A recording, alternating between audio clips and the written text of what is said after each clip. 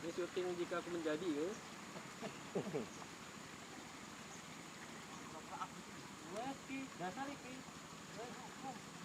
Mangkubaru merupakan salah satu dari 5 kelurahan di Kecamatan Rakumpit. Mangkubaru memiliki banyak keterbatasan di bidang infrastruktur. Kalteng TV kali ini berkesempatan untuk mengunjungi Kelurahan Mangkubaru. Mari kita ikuti. Masih masuk dalam wilayah administratif Kota Palangkaraya, Mangkubaru memiliki sejumlah kisah.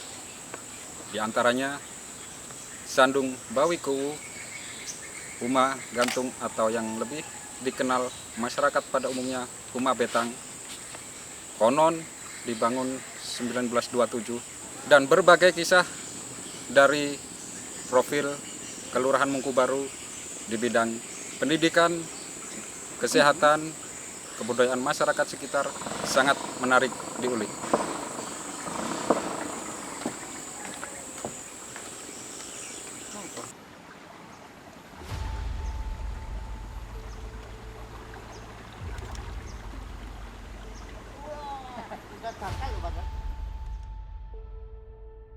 Rakumpit merupakan kecamatan terjauh di Kota Palangkaraya. Kelurahan Mangkubaru, salah satu dari 5 kelurahan di Rakumpit ini, memiliki sejuta paradoks ketika dipandang sebagai bagian dari Kota Palangkaraya, ibu kota Kalimantan Tengah.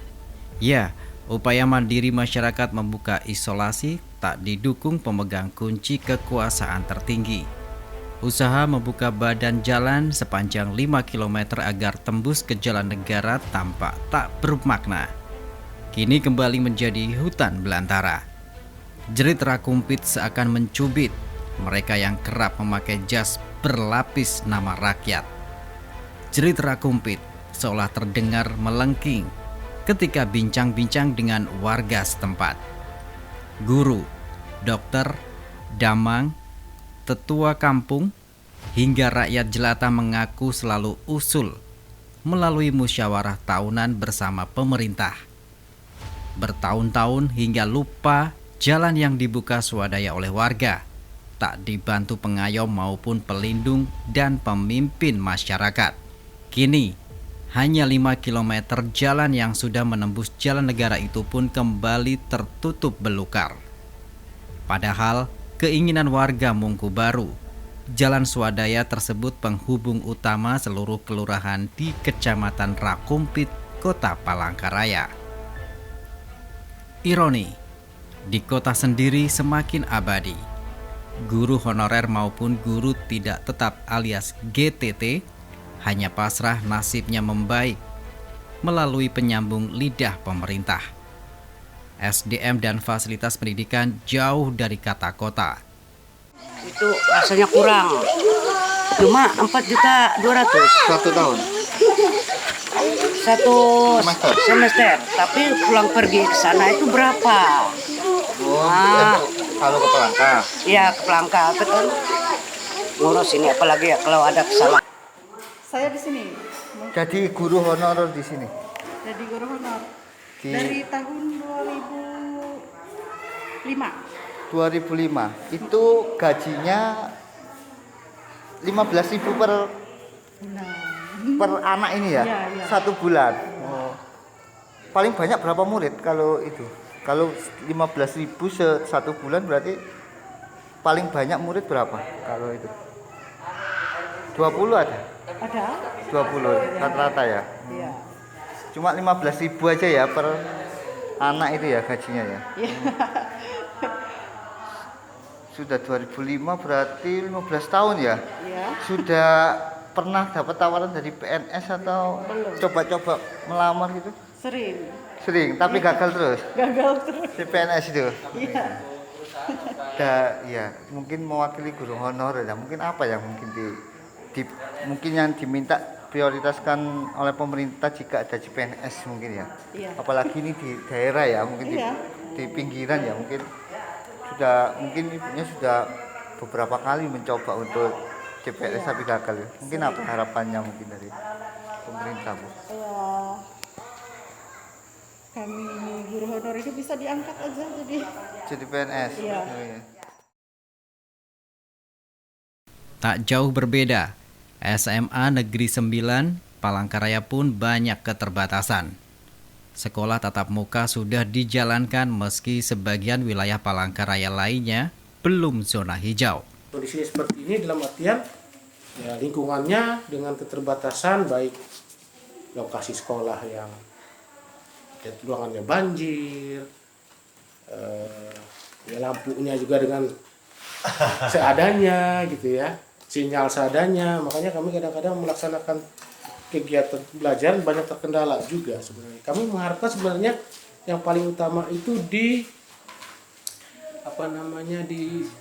sapras kami lah, minimal lah ruangannya anak-anak bisa. Sekarang kan kondisinya ruangan disekat bagi dua gitu ya, sebenarnya nggak layak untuk dua kelas gitu ya, jadi satu kelas aja jadi dua gitu ya, jadi memaksa kondisi sebenarnya. Cuman ya gimana lagi, daripada anak-anak di luar panas-panasan belajar, ya harapan kami ya itu tadi bisa ya gimana lah memperhatikan kondisi kami. Tanah sebenarnya ada, tanah di atas ada, mau bangun bentuk apapun luasannya lumayan. Cuman itu tadi jangkauannya jauh, dan lagi selama ini ya enggak, itu tadi enggak terrealisasi lah. Sudah berapa lama Pak kondisi seperti ini? Mungkin dari kurang lebih sekitar 5 tahunan ke belakang lah. 5 tahun ke belakang, ya kurang lebih 5 tahun ke belakang sudah mulai banjir, mulai kan air kan turun dari atas tuh, walaupun gak hujan tetap ya ruangan ini yang paling, ini pun sudah kami usahakan semaksimal mungkin kemarin, maksudnya kami dari pihak sekolah membijaki karena kasihan anak-anak masa main di air gitu ya, belajar main di air, jadi disemen sedikit-sedikit gitu ya, diakalin pakai dana yang seadanya lah, ya minimal adalah belajar mereka lebih enak lah gitu ya. Ini seperti ini lah kondisinya. Mungkin itu aja harapannya, mudah-mudahan bisa lah melihat kondisi kami dengan keadaan keterbatasan kami, itu aja mungkin. berapa ruangan kelas Pak untuk ini? Yang ada sekarang cuman ada 4 Yang tersedia yang harusnya mintanya kalau bisa itu kan kelas 10-nya ada 2 kelas IPA IPS. Oh iya. Kelas 12 kelas 11-nya juga IPA IPS. Jadi kan 6 sudah tidak untuk tambah kantor lagi, belum enggak ada labnya.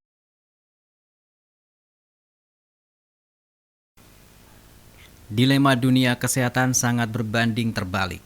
Ketika tenaga kesehatan maupun dokter sudah dianggap memadai, belum adanya infrastruktur jalan menjadi kendala. Obat terlambat datang. Pelayanan kesehatan masyarakat pun tertunda. Di sini saya Dr. Pasca selaku penanggung jawab wali umum dan ruang tindakan juga. Di sini saya akan menyampaikan bahwa di Puskesmas Rakumpit ini untuk alat-alatnya saya rasa sudah lumayan lengkap, tapi untuk ketersediaan obatnya yang kurang lengkap. Benar-benar untuk penanganan awal aja, untuk penanganan lanjutan kita tidak dapat berikan. Jadi hampir rata-rata untuk pasien kita harus melakukan rujukan, walaupun itu berisiko selama di perjalanan seperti di sungai dan di transfer pasien dari sungai di pelabuhan menuju ke transportasi darat sangat berisiko, tapi mau tidak mau karena keterbatasan alat dan sarana prasarana serta obat di sini. Gitu itu. Dok, dengar-dengar ini obat telat nih, gimana nih? Kisahnya gimana sih? Saya kurang paham juga secara mekanisme. Untuk permintaan kita selalu rutin untuk meminta obat, cuman kadang-kadang dari apa yang diminta itu tidak seluruhnya terpenuhi. Ada beberapa obat-obat yang seharusnya ada tapi tidak tersedia atau tidak kami dapatkan saat pengiriman. Obat apa itu yang telat itu, Dok?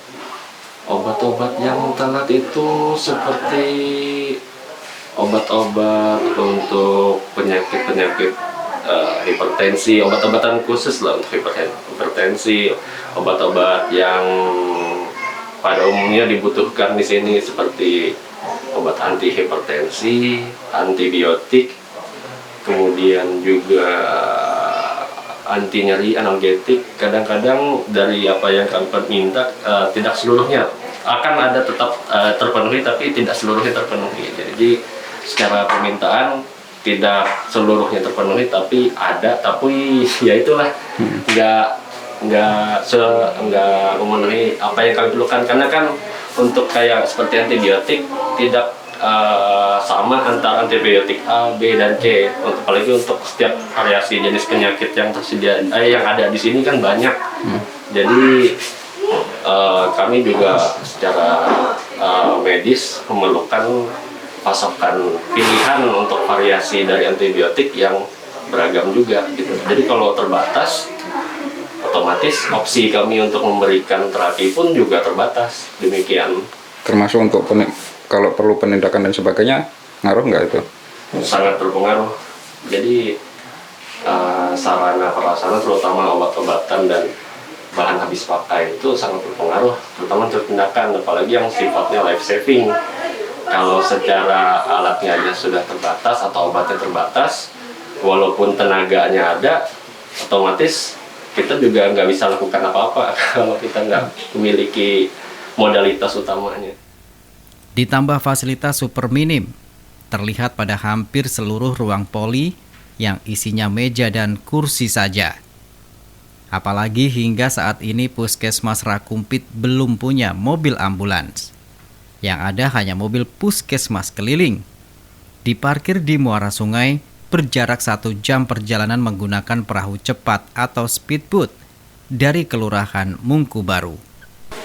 Puskesmas Rakumpit, pemisahan dari Pustu dulu awalnya Pustu Mungku Baru.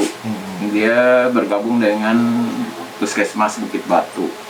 Pada tahun 2007 itu pengembangan menjadi Puskesmas Rakumpit. Jadi 2007 pembangunan sarana prasarana ini 2007, terus 2008 baru operasional. Namun izin operasionalnya sih pada saat itu belum keluar.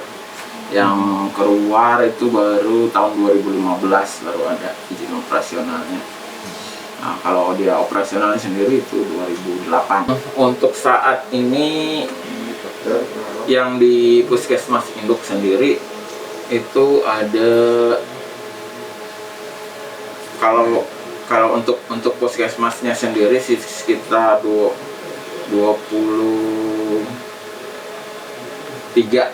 orang kalau untuk puskesmasnya sendiri. 20 kemarin kita 18 orang. Ada 18 orang pegawai, yang dokternya cuma 2. Ya, yang 2021 ya. Iya. Nah, dokternya ada 4. Dokter gigi kita masih belum punya. Kepala TU-nya nggak punya. Untuk puskesmasnya sendiri. Nah, terus kalau di Pustu itu rata-rata bidan ya, nggak ada perawat. Kemarin sudah kita usulkan satu Pustu itu dapat 1 perawat 1 bidan gitu. Namun sampai sekarang belum ada belum ada direalisasikan. Ada 50. Kalau kita sendiri itu untuk pelayanan medis kita biasa mengadakan pusling, puskesmas keliling. Kalau di jalur sungai kita menggunakan speedboat. Nah, kalau di jalur darat kita menggunakan ada 1 buah mobil pusling. Nah, untuk kendala sendiri kita memerlukan banyak BBM, yang pasti banyak BBM-nya untuk kegiatan itu. Karena kita dalam 1 hari, umpamanya kita di jalur sungai itu kadang-kadang kita sampai malam. Dari pagi berangkat sampai malam baru balik. Untuk jalur sungainya saja. Itu sebulan sekali ya, Pak? Untuk Kita itu biasanya. kalau kita melaksanakan yang seharusnya sih memang sebulan sekali. Cuman kita sambil melihat dana, kita melaksanakan tetap kita laksanakan. Apalagi pada saat-saat sekarang ini tetap kita laksanakan puslingnya. Rujukan, nah ini yang sebenarnya bikin kita pusing juga. Ya, masalah rujukan dari jalur sungai. Tahun 2017 itu pernah kita usulkan ke Dinas Kesehatan untuk pengadaan ambulan. Ambulan air ya? Bukan ambulan air, ambulan darat. Nah, kita mengusulkan ambulan darat karena karena punya puskesmas kan namanya bukan ambulan, Iya. itu pusling, mobil pusling. Nah, yang terkendala itu jawaban dari Dinas Kesehatan sendiri bahwa Puskesmas Rakumpit tidak memerlukan ambulan karena Puskesmas Rakumpit bukan rawat inap. Alasannya. Oh iya. Nah, kalau saya memandangnya bukan dari sana. Saya memandang dari lokasi. Soalnya kalau kita nggak punya ambulan, bagaimana kita mengangkut pasien ke Palangkaraya?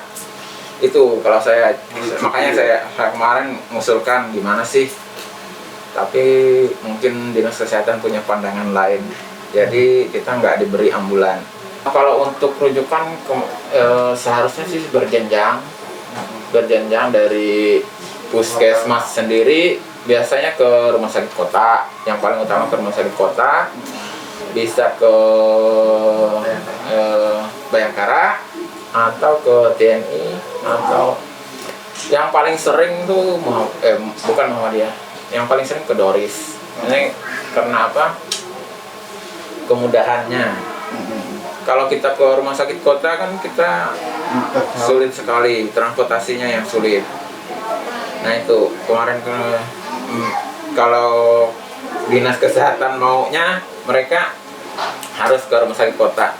Tapi kemarin kita mau mengusulkan bagaimana kalau ada rujukan, pemerintah kota menyediakan mobil untuk jemput pasien gitu. Dan umpamanya kita ngantar sampai Palangkaraya, nah terus dari Palangkaraya sendiri langsung diambil gitu ke rumah sakit kota. Soalnya kan jauh gitu. Iya, Ke rumah sakit kota itu maunya kayak gitu. Tapi kenyataannya sampai sekarang kita kalau ada rujukan, kita rata-rata memakai mobil pribadi masyarakat. Untuk suplai obat-obatan, kebetulan kita baru tahun ini kita dapat apoteker dan asisten apoteker. Untuk tahun-tahun yang dulu kita nggak ada, kita hanya menggunakan tenaga perawat untuk itu. Jadi kemungkinan pada saat pengadministrasian itu mungkin ya agak beda lah dengan yang sekarang.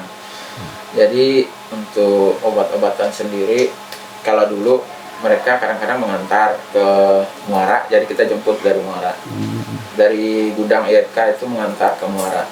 Nah, terus kita jemput dari sana menggunakan speedboat ke sini. Nah, kalau misalnya transportasi obatnya. Nah, terus dari sini sudah dikumpulkan, baru kita bagikan ke pustu-pustu. Kalau masalah obat-obatan, pasien itu sebenarnya nggak ada anunya. Soalnya kalau dia pada saat jam kerja kayak gini bisa sampai 4 atau 5. Kalau ada dokternya 4 atau 5. Kadang-kadang bisa juga sampai 10 orang untuk dalam sehari. Nah, terus pasien ini datangnya kan nggak nentu juga, karena masyarakat kan kerja itu. Jadi kadang-kadang dia sebelum bekerja dia datang, atau dia setelah pulang kerja baru datang ke tempat kita. Tapi kita tetap layani. Kalau dia punya kartu jaminan, tetap kita layani dengan kartu jaminannya. Kalau dia tidak ada, kita layani dengan cat umum. Nggak ada biaya sama sekali yang Kalau dia, Pak, ya? kalau dia pakai kartu jaminan dia nggak bayar. gratis ya. Kalau umum masih belum punya apa? Tetap Kalau- ada administrasinya.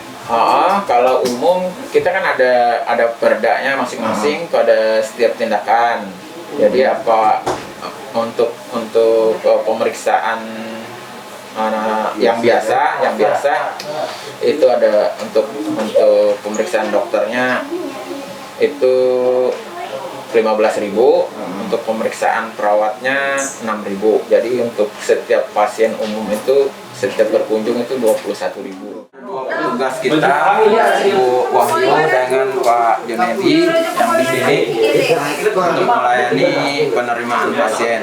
Polinya ada 10, bukan polinya sih, ada 10 jenis pelayanan: poli umum, poli anak, poli gigi, imunisasi, poli gizi, laboratorium, KIAKB, promosi kesehatan lingkungan, dan apotek.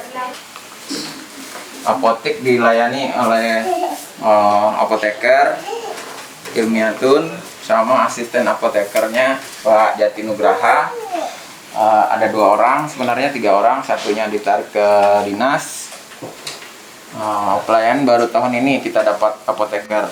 Untuk tahun-tahun yang dulu belum pernah kita dapat apoteker. Gudang obat sebenarnya masih kurang layak karena apa? Seharusnya ada AC, ada kulkas, tapi kita baru dapat kulkas di sebelah. Kalau AC-nya, jadi suhunya masih kurang stabil di sini. Jadi untuk dinginnya ini memenuhi nggak stabil, nggak sesuai dengan standarnya. Iya. Jadi program imunisasi juga tertunda. Makanya vaksinasi kita lakukan di Pustu Jalur Darat kemarin, karena di sana kulkasnya lebih bagus dari yang di sini. Jadi untuk suhu vaksinnya terjamin. Kalau di sini tenaga surya. Tapi baterai akinya yang rusak. Terkendalanya aktivitas masyarakat akibat belum terhubungnya jalur darat berdampak pada lambannya pembangunan wilayah. Namun warga tetap bersyukur lantaran listrik sudah masuk pada 2017 silam. Berkat bantuan seluruh masyarakat gotong royong menyeberangkan tiang PLN hingga ke Mungku Baru. Sekarang ini dari Damangan itu Kecamatan Rangkumpit. Nah, sekarang ini mengharapkan keperhatian masyarakat pemerintah Kota Palangkaraya, khususnya Kota Palangkaraya, untuk memperhatikan infrastruktur untuk bisa masuk ke wilayah ibu kota Kecamatan Rangkumpit, khususnya di kilometer 79, supaya diperhatikan ketika di Kecamatan Rangkumpit. Jalan itu kalau dari kilometer 79 sampai pinggir sungai itu 5 kilo 200. Terus jalan pada karya itu, terus yang ke seberangnya lagi sampai kantor camat itu 800 meter. 800 meter. Cuma itu aja Pak ya, mungkin yang infrastruktur jalan yang masih menghambat. Iya, itu kan yang masih menghambat. Nah, untuk masalah jembatan kita tidak perlu menginginkan itu cepat, kita utama itu kan jalan dulu. Jadi yang kami harapkan ya, untuk kota Kecamatan Rangkumpit ini sampai infrastruktur itu kan bisa berjalan dengan baik. Kalau selama ini kendala paling dirasakan masyarakat di sini untuk kegiatan sehari-hari apa aja Pak? Dengan belum adanya jalan tadi Pak, biaya mahal Kak apa? Iya, kalau kendala sekarang ini kan pertama itu kan untuk transportasi itu kan biaya masyarakat pun mahal. Nah itu dari sekarang ini kan dari Muara Takaras camp itu kalau kita ke Kota Palangkaraya itu 2 kali transportasi. Jadi itu kan nanti hingga mahalnya itu biaya transportasi itu. Kalau kita dari jalan itu bisa tembus dari kendaraan biasanya roda 4 itu kan ya, transportasinya lebih ringan, lebih ringan lagi. Setiap pada kunjungan mungkin dari pemerintah kota mungkin lebih enak juga dan cepat prosesnya, tidak terlalu banyak transportasi. Satu lagi Pak, ini terkait listrik ini kok bisa masuk tadi ya? Berarti jalan kan belum ada nih, kok bisa dulu ceritakan singkat soal listrik kok bisa masuk dulu, seperti apa pengorbanan masyarakat Mungku Baru? Ini kan contohnya yaitu listrik, ini sekarang dulu tuh kan bisa masuk itu berkat semua karena keinginan aspirasi dari masyarakat ikut membantu secara gotong royong, sehingga proses pemasangan listrik ini bisa berjalan dengan sukses. Berapa tahun sudah Pak? Listrik? Berarti 4 tahun. Ya, kalau listrik ini sudah berjalan kurang lebih 4 tahun dari 2017, lebih 4 tahun ya, sudah berjalan.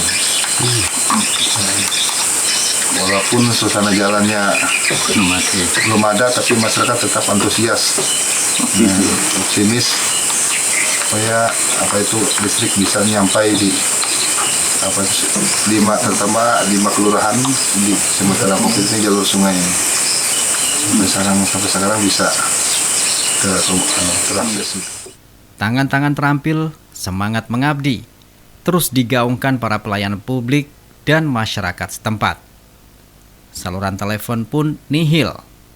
Namun, pemuda kampung ada yang memfasilitasi saluran untuk menembus ke tower Telkomsel di Tangkiling. Wi-Fi dijual Rp10.000, masa berlaku 8 jam setelah diaktifkan. Itu pun sinyal kuat jika di sekitar rumah, berjarak 100 meter. Wassalam. Blank spot. Banyaknya keterbatasan tak membuat mereka pasrah. Penduduk Kelurahan Mungku Baru dan kelurahan lainnya berharap adanya jalur darat.